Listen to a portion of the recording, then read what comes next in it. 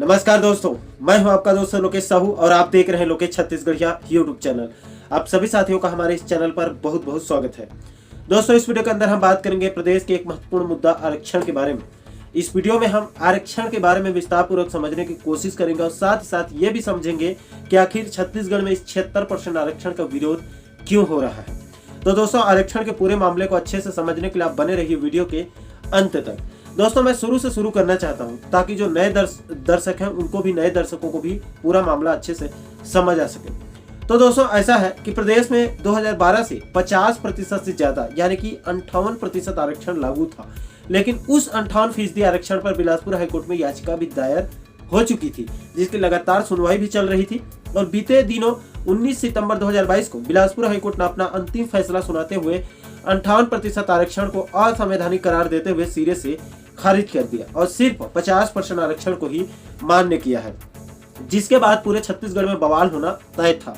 अलग अलग सामाजिक संगठनों का तो भूपेश सरकार के ऊपर दबाव बनना शुरू हो ही गया था, बल्कि इससे भी बड़ी समस्या राज्य में आरक्षण रोस्टर ही गड़बड़ा गया था, जिससे शैक्षणिक संस्थानों में एडमिशन के साथ साथ आगामी नई और पुरानी सभी प्रकार की भर्तियां लटक गई थी। इसके बाद सरकार ने इस आरक्षण मुद्दे का समाधान निकालने की दिशा में एक बड़ा कदम उठाने का प्रयास किया। इसी आरक्षण मुद्दे का हल निकालने के लिए 24 नवंबर 2022 को कैबिनेट की बैठक बुला ली गई और उस कैबिनेट में आरक्षण संशोधन विधेयक 2022 का अनुमोदन भी कर दिया गया, जिससे एक बात साफ हो गई कि अब राज्य में आरक्षण 58% से बढ़कर 76% तक पहुंच गई। अब दोस्तों, आपके मन में सवाल होगा कि जब 58% आरक्षण बिलासपुर हाईकोर्ट से रद्द हो गया तो 76% आरक्षण तो बहुत ज्यादा है, ये कैसे टिक पाएगा? तो इसका जवाब आपको आगे मिलेगा। अब दोस्तों, जो 76% आरक्षण को कैबिनेट में अनुमोदन किया गया है, हरी झंडी दी गई है, उसको विधानसभा में पारित भी करवाना पड़ेगा और इसकी बाकी की जो बची हुई प्रक्रिया है उसको भी पूरा करना पड़ेगा, तभी तो ये लागू हो पाएगा।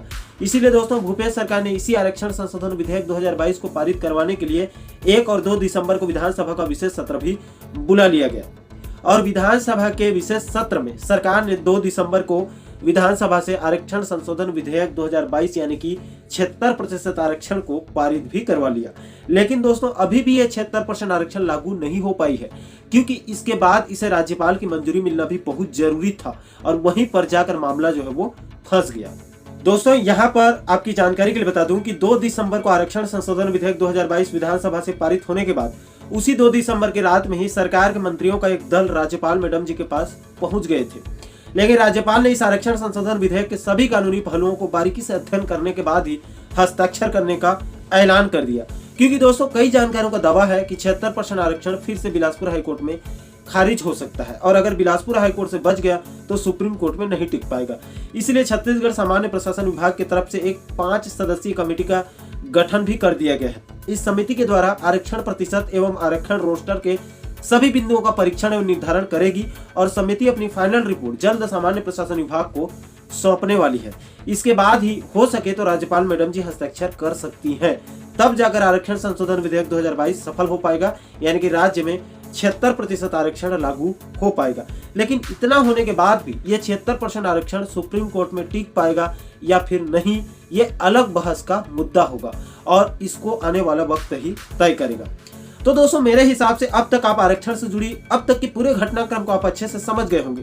अब दोस्तों, अंत में आप ये भी समझ लीजिए कि आखिर इस आरक्षण का विरोध क्यों हो रहा है और कौन कर रहा है। तो देखिए दोस्तों, अभी जो नया 76% आरक्षण की व्यवस्था राज्य सरकार लेकर आई है, इसमें एसटी को 32% और ओबीसी को 27% लाभ मिलेगा, जिससे ये दोनों वर्ग तो खुश है। लेकिन वही दूसरी तरफ एससी को मात्र 13% और सामान्य वर्ग के सवर्ण को सिर्फ 4% ही आरक्षण दिया जा रहा है। इसलिए ये दोनों वर्ग नाराज हो गए हैं और सबसे ज्यादा नाराजगी सामान्य वर्ग में देखी जा रही है। उनके तरफ से इस 76% आरक्षण को हाई कोर्ट या फिर सुप्रीम कोर्ट में भी चुनौती दी जा सकती है आने वाले दिनों में।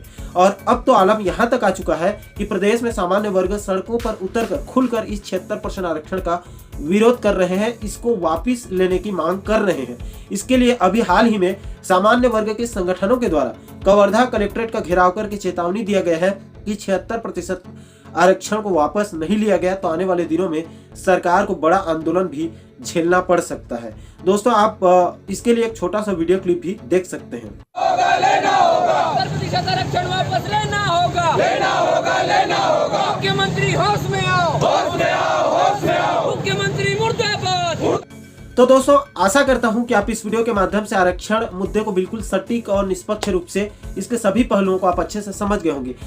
बाकी दोस्तों जो भी हो, सरकार को इस आरक्षण मुद्दे का जल्द समाधान निकालना ही होगा, क्योंकि हजारों लाखों युवाओं का भविष्य इस आरक्षण विवाद के चलते आधार में लटका हुआ है, जो कि छत्तीसगढ़ के भविष्य के लिए बिल्कुल भी उचित नहीं है। बाकी दोस्तों इस आरक्षण के पूरे मामले पर, पूरे मुद्दे पर आप लोगों की क्या राय है, आपके जो भी विचार होंगे आप नीचे कमेंट सेक्शन में अपनी प्रतिक्रिया जरूर साझा कीजिए। और आप आगे भी आरक्षण से जुड़ी पल पल की अपडेट पर, इस मुद्दे पर वीडियो देखना चाहते हैं तो हमारे चैनल को आप सब्सक्राइब जरूर कर लीजिएगा, ताकि हमारे सभी नए वीडियो का नोटिफिकेशन आप लोगों तक तुरंत पहुंच सके।